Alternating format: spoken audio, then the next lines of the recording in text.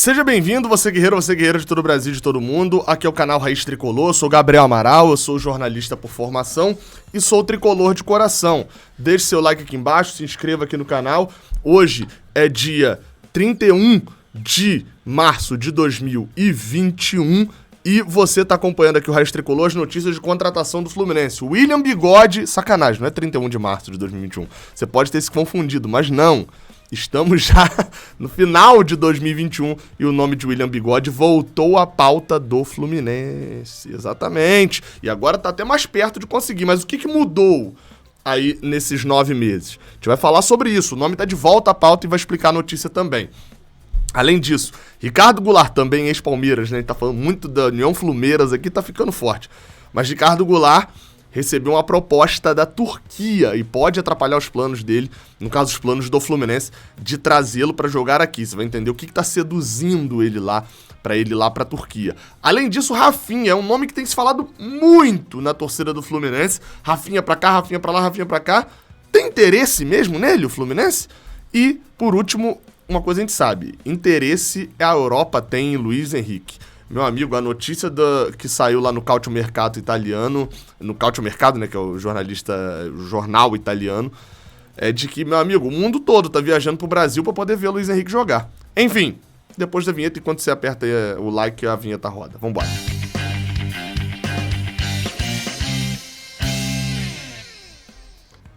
E a gente já começa falando sobre...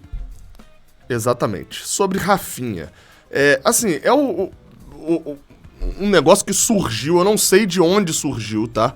É o assunto Rafinha no Fluminense. Eu só sei que começaram a falar, a torcida começou a pedir, e assim, e ninguém cita mesmo, de fato, Rafinha, uma notícia, né? Rafinha tá de fato negociando com o Fluminense investiu em Rafinha, e etc, nada assim. Pra ser bem sincero, a notícia que se trouxe agora é do Diego Torbes Bagé, o Torbes Bagé, que eu confesso que eu não conheço. Ele não é jornalista ainda, né? Ele acha que tá se formando em jornalista, pegando aqui pela bio dele no Twitter. E ele é integrante do canal Caju Tricolor, que é um canal sobre o Grêmio, né? Tricolor Fluminense. E ele trouxe essa informação, assim, confesso que eu tenho zero referência sobre ele, tá? Então eu não sei se o Diego... E aí, enfim, se o Diego for, um cara aí sério, responsável, de fato, peço desculpa a ele aqui se estiver duvidando de alguma coisa, mas confesso que não tem referência nenhuma e nenhuma das grandes imprensas lá do Sul, pelo menos as que eu uso como fonte, falaram qualquer coisa sobre Rafinha no Fluminense. O único que eu vi foi justamente isso e até me marcaram numa publicação no Twitter de uma página chamada FBI Tricolor mais uma vez, do Grêmio, em que reproduzia essa notícia do Diego Torbes, Diego Bagé, falando que Rafinha estava de saída do Grêmio. Essa notícia era do dia 10, né, da sexta-feira, e de que iria embora do Rio Grande do Sul neste sábado pela manhã, e de que a tendência era de que o lateral direito viesse para o Rio, seria um novo reforço viesse jogar no Rio, e seria um novo reforço do Fluminense. Assim, mas tirando isso, galera, não teve nada, assim, nenhuma apuração do Rio de Janeiro, nenhuma apuração de um grande veículo realmente lá do Sul. Enfim, até agora a gente não tem notícia nenhuma sobre uma possibilidade de Rafinha vir pro Fluminense. A gente vai analisar melhor, obviamente, se tiver alguma coisa surgir depois, mas nenhuma das coisas que eu uso como fonte aqui pra trazer vídeo pro canal falaram qualquer coisa sobre Rafinha. O que a gente dá pra analisar rapidamente, até pra não gastar muito tempo, sobre Rafinha, tá? Lateral direito, a princípio eu achei que o Fluminense não queria, mas a gente já ouviu, e aí sim, de jornais peruanos, de que o Fluminense teria interesse, teria sondado o Loura, o lateral direito Loura lá do Sporting Cristal. E, assim, sobre a Rafinha, confesso, bola até tem um pouco, mas a idade me incomoda pra posição, até não fez o Campeonato Brasileiro ruim pelo Grêmio, muito pelo contrário até, mas a relação dele com o Flamengo, etc, acho que tem tiros melhores, e provavelmente não tem um custo baixo, né? O custo de Rafinha não deve ser muito baixo. Enfim, vamos aguardar, tendo alguma coisa de concreto mesmo, aí eu comento. Bem, vamos pro segundo assunto desse vídeo, que é sobre Ricardo Goulart. Ricardo Goulart, matéria do André Hernan no GE. Globo, diz que Besiktas da Turquia formaliza a proposta e entra na briga com o Fluminense por Ricardo Goulart. Só que o Besiktas, time da Turquia, Ricardo Goulart, lembrando, tá vindo da China agora. Ricardo Goulart nunca jogou na Europa. Por sinal, tem esse detalhe aí que às vezes passa despercebido, né, na carreira de Ricardo Goulart. Ele joga aqui no Inter, joga no Goiás, joga no Cruzeiro e joga no Palmeiras. E tem o Santo André lá atrás como clube de base, né, quase. E joga também no Guangzhou e no Hebei da China. Só joga na China e no Brasil. Ele nunca jogou na Europa. Talvez esse ponto aí. Mas enfim, a notícia do André Hernan, a informação, é de que atualmente há essa proposta lá do Besiktas formalizada na mesa, lá em 2 vias, papel timbrado, colocar ali reconhecido firma, tudo isso lá, a proposta dele, apresentando até uma proposta lá de financeira para Ricardo Goulart. Só que pesa atualmente a favor do Fluminense nessa briga o desejo de Ricardo Goulart de voltar ao Brasil.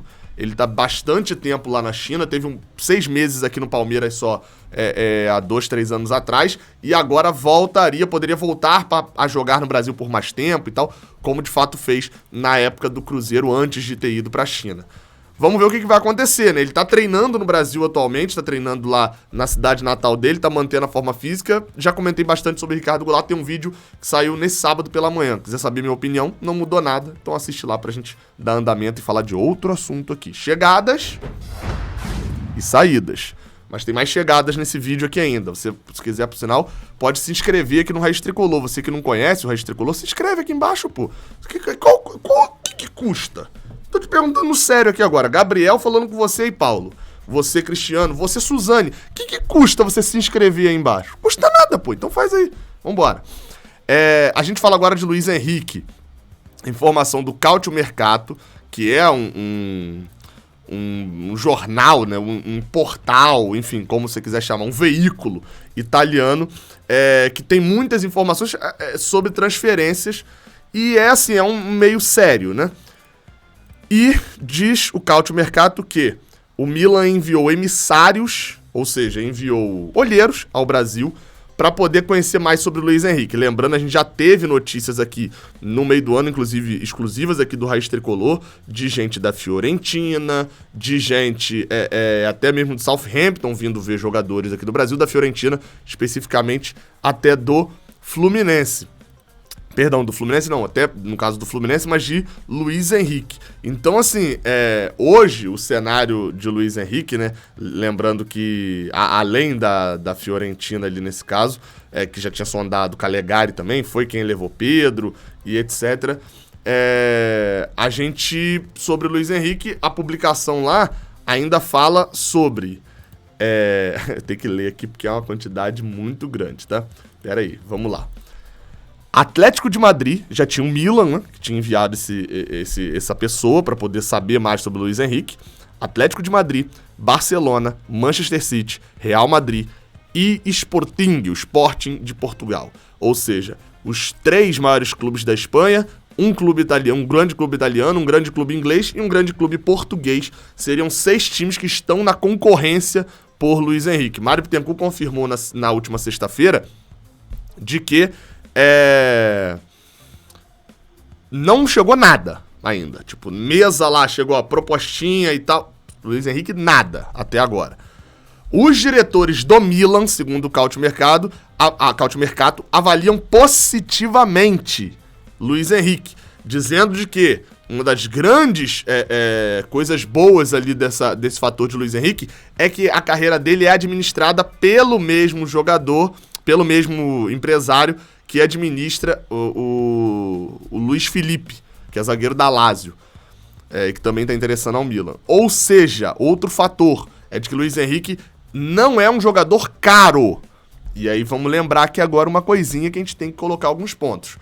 Eles especulam que o Fluminense vai pedir entre 12 a 15 milhões de euros. Essa informação é especulação de lá, muito baseada, porque a gente vê essa informação saindo daqui. E eu não confio muito quando sai informação daqui dizendo o máximo que o Fluminense vai pedir. Tipo, não, o Fluminense quer 10 milhões por ele.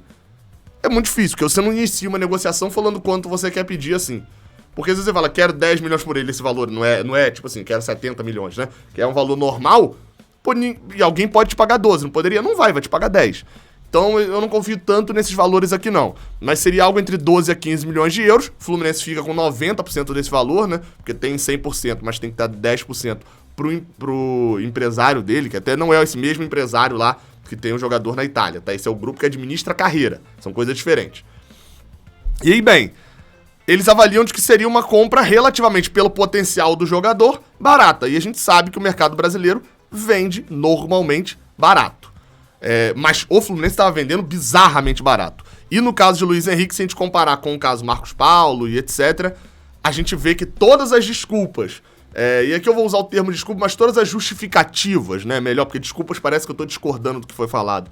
Todas as justificativas pro Fluminense perder, como perdeu Evanilson e Marcos Paulo, vou ficar nesses dois aqui que foram pra Europa, e Kaique e Metinho também, apesar de terem sido um valor bem mais alto. Era de que o contrato aí ia acabar e o Fluminense não tinha gerência sobre esse jogador, além de precisar muito vender e conseguir dinheiro. Nenhuma dessas justificativas cabe sobre o Luiz Henrique. O cenário do Fluminense ainda é de vender um jogador? Mas não tá desesperado nesse nível.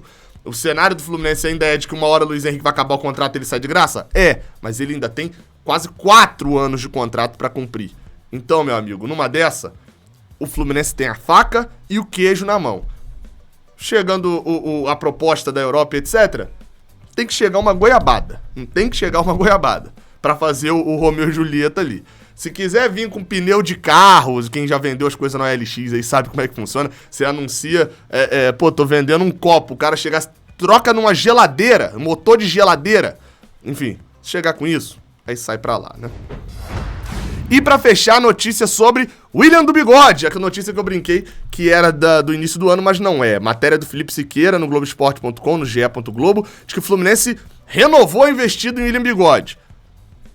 E agora, ao que parece, segundo diz a matéria, as chances de um acerto são maiores do que eram lá no início dessa temporada. Vale destacar, o Fluminense foi pra cima de novo de Bigode. Bigode renovou com o Palmeiras, tem contrato até o final de 2022, ele renovou no meio desse ano. Só que Bigode tá meio sumido, assim, não vinha sendo utilizado por Abel Ferreira. Eu achava uma boa contratação, uma ótima contratação pro Fluminense, e se provou isso, que fez falta ao longo do ano, dado o que Kaique foi bem, Gabriel Teixeira foi bem, mas no meio da temporada pra frente eles sumiram, um sumiu pra Europa e o outro sumiu por lesão, e o Fluminense ficou dependente de utilizar Caio Paulista o ano todo. Gabriel, mas podia ter escalado outro. Quem? Luca? Quem? John Arias, que foi render no último jogo e foi contratado só no meio do ano? O William Bigode teria feito a diferença, só que tá um ano mais velho agora. Ele agora tem 35 anos. Tem um outro detalhe ainda também. Pouco jogou nessa temporada. Mesmo quando o Palmeiras utilizou o time reserva, ele às vezes não era nem relacionado. Não foi relacionado pra final da Libertadores, por exemplo. Não era nem reserva do Palmeiras de Abel Ferreira. E mesmo tendo contrato, o Palmeiras quer dar essa reformulada no elenco. O Fluminense tá virando também. A União Fluminense tá forte demais, meu amigo. Já foi Felipe Melo. Daqui a pouco o Diogo Barbosa pinta no Fluminense também, na lateral esquerda.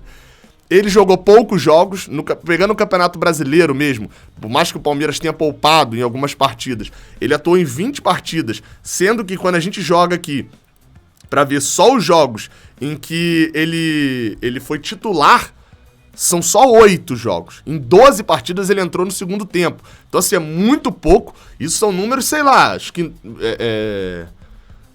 mais ou menos, talvez seja, vou até conferir aqui, mas deve ser mais ou menos o que John Arias tem, assim, 12 jogos entrando no segundo tempo. Acho que é mais ou menos isso ao longo da temporada do Fluminense.